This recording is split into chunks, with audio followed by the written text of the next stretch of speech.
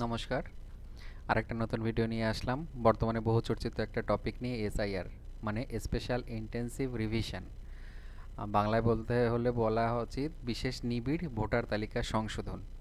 জিনিসটা কি? জিনিসটা হচ্ছে ভোটার তালিকার বিশেষ মধ্যবর্তী সংশোধন, মানে বিশেষ বিশেষ সময় কিছু অনেক বছর পর পর এগুলো করা হয়। জেনারেলি ভারতবর্ষের ক্ষেত্রে 20 থেকে 30 বছরের কোনো একটা সার্কেলের পরে মানে প্রতি এরকম সময় পর পর আবার এগুলো আপডেট করা হয়। আপডেট করে কি দেখা হয়, যত মৃত ভোটার, ভুয়ো ভোটার বা অবৈধ ভোটার, যেগুলো নাগরিক না, তারা কোনোভাবে ঢুকে গেছে, সেই ভোটারগুলোকে বাদ দেওয়া হয় এবং একদম পরিমার্জিত, ত্রুটি মুক্ত, দোষমুক্ত একটা ভোটার তালিকা প্রকাশ করা হয় এই এসআইআর করে। এসআইআর এর মেইন উদ্দেশ্য হচ্ছে ভোটার তালিকা পরিষ্কার পরিচ্ছন্ন রাখা, দোষমুক্ত রাখা, ত্রুটিমুক্ত রাখা। তো এবার দেখুন এসআইআর এর ব্যাপারটা একটু বুঝে নিন। এসআইআর এখন যে এসআইআরটা চলছে, যেটা বিহারে হয়ে গেছে, পশ্চিমবাংলায় কিছুদিন পর চালু হবে। তো সেই ক্ষেত্রে এসআইআর করার জন্য যে ভোটার কার্ডগুলো চেক করা হবে লোকের বাড়ি বাড়ি গিয়ে, সেই লোকগুলোকে 3 ক্যাটাগরিতে প্রথমে ভাগ করে নেওয়া হবে ইলেকশন কমিশনের তরফ থেকে। সেই 3 ক্যাটাগরি কি কি দেখুন: ক্যাটাগরি 1, ক্যাটাগরি 2 আর ক্যাটাগরি 3। এবার এই 3 ক্যাটাগরি কেন হলো? দেখুন, 3 ক্যাটাগরি হওয়ার পেছনে একটা কারণ আছে, ইতিহাস আছে, সেটা আগে বুঝে নিন। 1987 সালের 1 জুলাই অবধি যারা ভারতবর্ষে জন্ম নিয়েছে, তাদের মা বাবা যেখানকার নাগরিক হোক না কেন, যেখান থেকে আসুক না কেন, তারা জন্মসূত্রে ভারতের নাগরিক ছিল। ততদিন অবধি এই আইন বলবৎ ছিল 1 জুলাই 1987 সাল থেকে।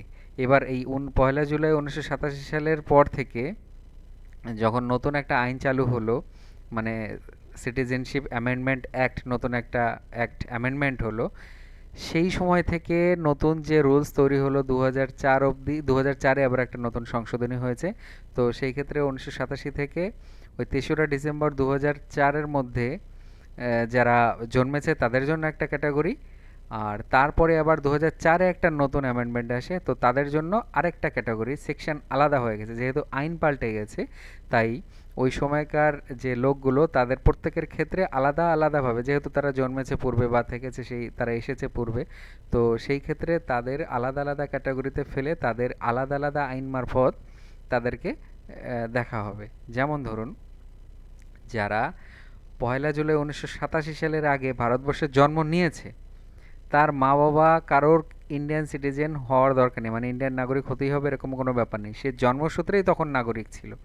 সে জন্ম নিলেই ভারতবর্ষে জন্মসূত্রে বাই বার্থ তখন নাগরিক ছিল। তো সেই ক্ষেত্রে যাদের এখন যে ভোটার লিস্টে চেক হবে, বাড়ি বাড়ি গিয়ে এসআইআর হবে আর কি, 2025 সালে যেটা হওয়ার কথা, কিছুদিন বাদেই হয়তো শুরু হয়ে যাবে। তো তাদের যে যাদের এই 1987 সালের 1 জুলাইয়ের আগে জন্ম, তাদের এখন শুধু নিজের ডকুমেন্ট দেখাতে হবে। কি দেখাতে হবে? তাকে নিজেকে প্রুভ করতে হবে, হ্যাঁ আমি এখানে জন্ম নিয়েছি। ব্যাস, সে যদি জন্ম নেয় তাহলে তার ভোটার কার্ড বৈধ, মানে তার ভোটার কার্ড, সে জন্মের প্রুফ দেখাতে পারলে তার ভোটার কার্ড বৈধ, তার ভোটার কার্ড লিগ্যাল। এইবার বলতে পারেন যে এই সময় তো এই 1987 সালের আগে জন্মানো বাচ্চাদের তো বার্থ সার্টিফিকেট ছিল না, সেই সময় বার্থ সার্টিফিকেটের এত প্রচলন ছিল না, তখন করা হতো না। অ্যাকচুয়ালি 1987 সালের পর থেকেই বার্থ সার্টিফিকেটটা করা শুরু হয় ভারতবর্ষের ক্ষেত্রে বা পশ্চিমবঙ্গের ক্ষেত্রে বলতে পারেন। তো তাহলে তার আগের লোকগুলো কিভাবে প্রমাণ করবে যে তার জন্ম এখানে? দেখুন, সেই ক্ষেত্রে প্রমাণের কিছু বিশেষ ব্যবস্থা নেওয়া হবে। যেমন সে যদি দেখাতে পারে যে তার আগে সে প্রাইমারি স্কুলে পড়েছে কোনো স্কুলে, সেই স্কুল 4 পাসের সার্টিফিকেটও যদি সে দেখাতে পারে, তাহলে সে প্রুভ করতে পারছে সে ভারতবর্ষের নাগরিক। সে তো অত ছোটোবেলায় তো আর এক দেশ থেকে আরেক দেশে আসেনি, নিশ্চয়ই এখানে জন্ম নিয়ে সে পড়াশোনা করেছে, ওটাতেই তার প্রুফ। কিংবা 1987 সালের আগের কোনো ডকুমেন্ট যদি দেখাতে পারে যে সে এখানে থাকতো, তার নামে কোনো সরকারি পার্সেল বা সরকারি কোনো চিঠিপত্র এসেছিল, সরকারি কোনো আইডি তাকে দেওয়া হয়েছিল, তাহলেও সে সেইভাবে তার জন্মের প্রুফ, ওইভাবে তার জন্মের প্রুফই নিয়ে নেওয়া হবে সেই ক্ষেত্রে। বা 10th পাস করেছিল, 10th পাসের সার্টিফিকেট, সেটাও তার জন্মের প্রুফ হিসেবে দেখা হবে। এইবার দেখুন, ক্যাটাগরি টুতে কী পড়লো? ক্যাটাগরি টুতে গিয়ে পড়ে গেল যারা এই 1 জুলাই 1987 সালের পরে জন্ম নিয়েছে, কিন্তু 3রা ডিসেম্বর 2004-এর আগে জন্ম নিয়েছে, মানে এই রেঞ্জের মধ্যে 1987, 1 জুলাই 1987 থেকে 3রা ডিসেম্বর 2004-এর মধ্যে যাদের জন্ম, এই ক্যাটাগরির নিজের ডকুমেন্ট দেখাতে হবে, সাথে বাবা কিংবা মা যে কোনো একজনের ডকুমেন্ট দেখাতে হবে যে বাবা অথবা মা যে কোনো একজন ভারতীয় নাগরিক ছিল। এইবার এই ক্ষেত্রে যে এই 2004 কেন ধরা হলো, 2004-এর এই 3রা ডিসেম্বর একটা মানে 2nd ডিসেম্বর আর কি একটা আইন লাগু হয়। সেই আইনটার মাধ্যমেই তখন একটা সংশোধনী, যে নাগরিকত্বের সংশোধনী আইন হয়, সেই আইনের মাধ্যমে তখন নাগরিকত্বটাকে আর বাই বার্থ রাখা হয় না, মানে আপনি জন্মসূত্রেই আর নাগরিক হবেন না। জন্মসূত্রে তখনই নাগরিক হবেন যখন আপনার বাবা অথবা মা যে কোনো একজন ভারতের নাগরিক, আর বাকি একজন সে ভারতের নাগরিক নাও হতে পারে, সে অবৈধ হতে পারে, সেটা কোনো ব্যাপার না, সেটা ফ্যাক্ট না, কিন্তু একজন হতে হবে। তো ওই একজনের ডকুমেন্ট আপনার শো করলে এবং আপনার জন্মের প্রুফ শো করতে পারলে আপনার এসআইআর লিস্টে আপনার ভোটার কার্ড বাদ যাবে না বা আপনার নাম থাকবেই। গেল, সে জন্ম প্রমাণ, আপনার জন্ম প্রমাণ করতে পারলেই আপনার হবে, এবং বাবা মায়ের যে কোনো একজন, তারা যে ভারতীয় নাগরিক, মানে তাদের ভোটার কার্ড ছিল ওই সময়কার, তারা যে লিস্টে পড়বে সেই লিস্টে যদি তার নাম আসে তাহলে হবে। তাহলে মানে সে যদি 87-র আগে জন্মায় তাহলে তার ওই নিজের ডকুমেন্ট দেখালেই হয়ে যাচ্ছে, ব্যাস, তাহলে তার হয়ে যাচ্ছে, বাবা মার ক্ষেত্রে হয়ে যাচ্ছে। আর তারপর ছেলের ক্ষেত্রে, ছেলে বা মেয়ের ক্ষেত্রে ওই 2004-এর ওই তারিখ অবধি যারা, 3রা ডিসেম্বরের মধ্যে যারা, তার নিজের ডকুমেন্ট কী আছে জন্মের প্রুফ হিসেবে সেটা দেখাবে, তাহলেই তার ভোটার কার্ড বৈধ হয়ে যাবে, এবং বাবা মার যে কোনো একজনের একটা বৈধ নাগরিকত্বের প্রমাণ দেখাতে হবে, ব্যাস হয়ে গেল, তাহলে তার লিস্টে তার নাম থেকে গেল।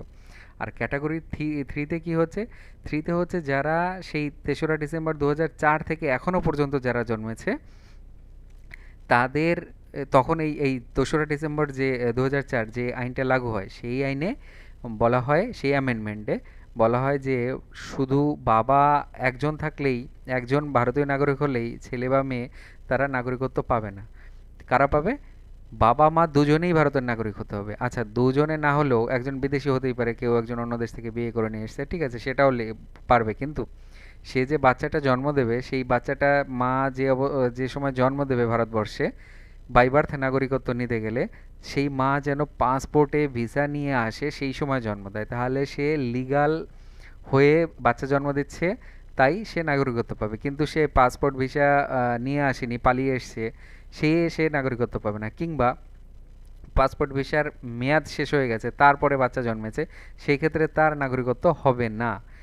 এই জন্য 2004-এর পরে যাদের জন্ম, 3রা ডিসেম্বর 2004-এর পরে যাদের জন্ম, তাদের নিজের ডকুমেন্টও দেখাতে হবে, বাবা এবং মা উভয়ের ডকুমেন্টই দেখাতে হবে, যে উভয়ই আবার ইন্ডিয়ান সিটিজেন। তাহলে বুঝতে পারছেন এই 3 ক্যাটাগরিতে দেখা হবে কারা ইন্ডিয়ান সিটিজেন, কিভাবে সিটিজেন। এই এই জিনিসগুলো ক্লিয়ার হলো। এবার দেখুন, এই জিনিসটা বোঝার জন্য মানে আপনি কি কি ডকুমেন্ট আপনার কাছে চাইতে পারে, ইলেকশন কমিশনের বিএলওরা যারা বাড়ি বাড়ি যাবে, সেই ডকুমেন্টগুলো এক এক নজর দেখে নিন কি ডকুমেন্ট চাইতে পারে। সেই ডকুমেন্টগুলো হচ্ছে এই যেটা বিহারে চাওয়া হয়েছিল, ইটিভি ভারত থেকে পাবলিশ করা, এটা দেখুন। বিহারে যে ডকুমেন্টগুলো চাওয়া হয়েছিল, পশ্চিমবঙ্গের ক্ষেত্রে এর ডকুমেন্ট কিছু বাড়তেও পারে বা দু একটা কমতেও পারে। মেবি এই একটা ডকুমেন্ট কমবে, সেটা হচ্ছে এই যে রাজ্যের উপযুক্ত কর্তৃপক্ষ কর্তৃক প্রদত্ত স্থায়ী বাসস্থানের শংসাপত্র, মানে ডোমিসাইল সার্টিফিকেট যেটা বলে, এইটা হয়তোবা ক্ষেত্রে ক্যান্সেল করা হতে পারে, আমি শিওর না, একটা কথা চলছে নাকি, জানি না আমি কি হবে। তবে দেখুন এবার কী কী ডকুমেন্টের কথা বলা হয়েছে। যে কোনো পরিচয়পত্র, কেন্দ্রীয় সরকার, রাজ্য সরকার, রাষ্ট্রায়ত্ত সংস্থার কর্মী, পেনশন প্রাপকের পেনশন পেমেন্ট অর্ডার, মানে আপনার নামে কোনো চিঠি এসেছিলো সেই ক্ষেত্রেও সেইগুলোও দেখাতে পারেন যে আপনার ঠিকানা এসেছিলো, মানে আপনি তখন বসবাস করতেন, সেটার প্রুফ হয়।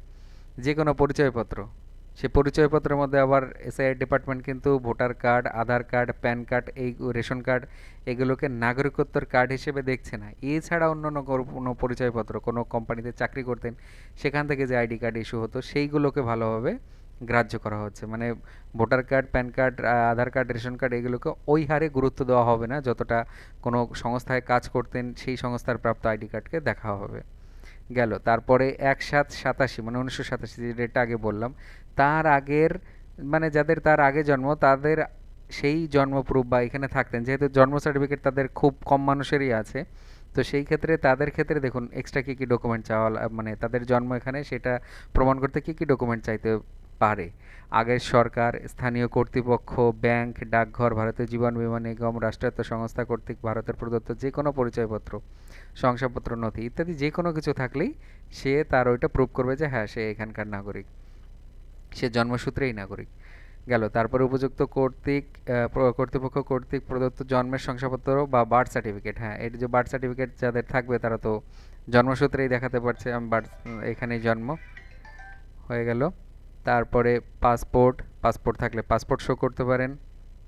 স্বীকৃত পর্ষদ বা বিশ্ববিদ্যালয়ের প্রদত্ত ম্যাট্রিকুলেশন সার্টিফিকেট, শিক্ষাগত যোগ্যতার যত কাগজপত্র আছে সেগুলো আপনি শো করতে পারেন, তার মানে আপনি এখানে থাকতেন, এটা প্রুফ হয় যেহেতু আপনি এখানে পড়াশোনা করেছেন। তারপরে রাজ্যের উপযুক্ত কর্তৃপক্ষ কর্তৃক প্রদত্ত স্থায়ী বাসস্থানের শংসাপত্র, যেটা বললাম ডোমিসাইল সার্টিফিকেট, এটা নিতেও পারে পশ্চিমবাংলার ক্ষেত্রে, নাও নিতে পারে, জানি না এটা কী হবে। বনভূমি অধিকার শংসাপত্র, মানে যারা জঙ্গলে বসবাস করে, বিশেষ করে আদিবাসী সম্প্রদায়, তাদের ওই মানে জঙ্গলে থাকার অধিকার স্বরূপ যে কোনো কিছুর শংসাপত্র যদি পায় কোনো অফিস থেকে, সেই কাগজ দেখালেও তাদের সেটা প্রুফ হয়ে যাবে। এটা বিশেষ কিছু ক্ষেত্রের লোকই পায় বনভূমি অধিকার শংসাপত্র, এটা সবাই পায় না, সবার এটা অধিকার নেই সবার। যাই হোক, তারপরে উপযুক্ত কর্তৃপক্ষ কর্তৃক অন্যান্য অনগ্রসর সম্প্রদায়, তপশিলি জাতি, তপশিলি উপজাতি বা অন্য কোনো জাতিগত শংসাপত্র, মানে এসসি কার্ড, এসটি কার্ড, এইসব যা আছে এগুলো আপনি দেখাতে পারেন, এগুলোকেও আপনাকে এইখানকার সিটিজেন হিসেবে প্রুভ করবে। জাতীয় নাগরিকপঞ্জি, যেটা আসামের ক্ষেত্রে হয়েছে এনআরসি, ওই এনআরসিতে আপনার নাম আছে বা ঢুকেছে এই টাইপের কিছু দেখালে হবে, সেটা পুরনো কোনো এনআরসি লিস্টে যদি আপনার নাম থাকে সেটাও দেখাতে পারেন। রাজ্যে স্থানীয় কর্তৃপক্ষের দ্বারা তৈরি করা পরিবারপঞ্জি, মানে কোনো ফ্যামিলি রেজিস্টার যদি স্থানীয় কোনো ডিএম অফিস, মহকুমার কোনো অফিস টফিস যদি এগুলো বানিয়ে থাকে, সেই পুরনো রেজিস্টারে যদি আপনার নাম থাকে, তো সেই ক্ষেত্রে সেটা দেখালেও আপনি ছাড় পেয়ে যাবেন। কোনো জমি বাড়ি বরাদ্দের সরকারি শংসাপত্র, মানে পুরনো কোনো সময় ছিলেন, আপনি জমি বাড়ি পেয়েছেন সরকারি তরফ থেকে, তার মানে কি আপনি তখন এখানে থাকতেন তাই পেয়েছেন, তো সেই ক্ষেত্রে সেটাও আপনাকে প্রুভ করে যে আপনি এখানে ছিলেন, উড়ে এসে জুড়ে বসেননি, তার মানে আপনি এখানকার নাগরিক, তো সেটাও আপনার নাগরিকত্ব প্রমাণ করে। এছাড়াও একটা জিনিস মাথায় রাখবেন, 2002-তে লাস্ট পশ্চিমবাংলায় এসআইআর হয়েছিল, তাই 2002-এর যে ফাইনাল লিস্ট পাবলিশ হয়েছিল, সেই লিস্টে যাদের নাম আছে তাদের পরপুরুষ, মানে তাদের যে ফ্যামিলি ট্রি দেখা হবে যে এর বাবা এটা, সেই লিস্টের নাম ছিল 2000 লিস্টের, তাহলে তার পরপুরুষ যারা আছে তাদের কিন্তু অটোমেটিক্যালি শুধু ওই ভোটার লিস্টের ওই পেজ, যে এই যে আমার পূর্বপুরুষের নাম আছে, এইটা দেখাতে পারলেই তাদের এসআইআর এর কাজ হয়ে যাবে, মানে এসআই লিস্টে তাদের নাম আগের মতোই বলবৎ থাকবে, কোনো ব্যাপার হবে না। মানে 2002 সাল লাস্ট এসআইআর হয়েছে, তাই 2002 সালের ওই লিস্টটাকেই ভিত্তি করেই আমাদের এখানে এসআইআর হবে আর কি, এসআইআর দেখবে যদি তাদের ফ্যামিলি ট্রি ক্লিয়ার থাকে তাহলে তারা আর কোনো ডকুমেন্টই দেখাতে হবে না। কিন্তু যাদের ওই 2002-এর পরে নাম উঠেছে, ফ্যামিলি ট্রি ওখানে দেখাতে পারছে না, তখন তাদের এই ডকুমেন্টগুলো ভেরিফাই করা হবে, এই ডকুমেন্টগুলো দেখা হবে। বুঝতে পারছেন এই জিনিসটা ক্লিয়ার হচ্ছে? তখনই তাদের এই ডকুমেন্টগুলো দেখাতে হবে, কিন্তু যাদের 2002 সালের ভোটার লিস্টের নাম আছে, তাদের পূর্বপুরুষদের বা তার তার কিচ্ছু দেখাতে হবে না, শুধু ওই ভোটার লিস্টে দেখালে আবার ওই ভোটার লিস্ট নিয়েই বিএলও আপনার বাড়ি বাড়ি যাবে। অতএব টেনশনের কিছু নেই, এসআইআর এমন কিছু বড় প্রক্রিয়া নয়, এটা জাস্ট কোনো মৃত ভোটার, ফালতু ভোটার, ভুয়ো ভোটার, এদেরকে আইডেন্টিফাই করার একটা সিস্টেম, এটা কোনো বড়সড় সিস্টেম নয়। তাহলে এত টেনশন না নিয়ে শান্ত থাকুন, কিচ্ছু হবে না, আপনারা নিরিবিলি থাকতে পারেন। যদি আপনার এই জিনিসগুলো থাকে, আপনি অবশ্যই ভোটার লিস্টে আপনার নাম থাকবে, কেউ কাটতে যাবে না, কেউ কাটতে পারবেও না। আর বর্তমানে পশ্চিমবঙ্গ ইলেকশন কমিশন 2002 সালের পুরনো যে ভোটার লিস্ট সেটা অনলাইনে পাবলিশ করেছে, ওটা আপনি অনলাইনে গুগল করে দেখে নিতে পারেন আপনার নাম বা আপনার পূর্বপুরুষের নাম সেটা আছে কিনা, ব্যাস এটা একবার চেক করে দেখতে পারেন, ওটা অনলাইনে পাবলিশ হয়ে গেছে। প্রত্যেকটা জেলায় হয়তো এখনও দেয়নি, খুব রিসেন্ট প্রত্যেকটা জেলারই দিয়ে দেবে। নমস্কার, ভালো থাকবেন।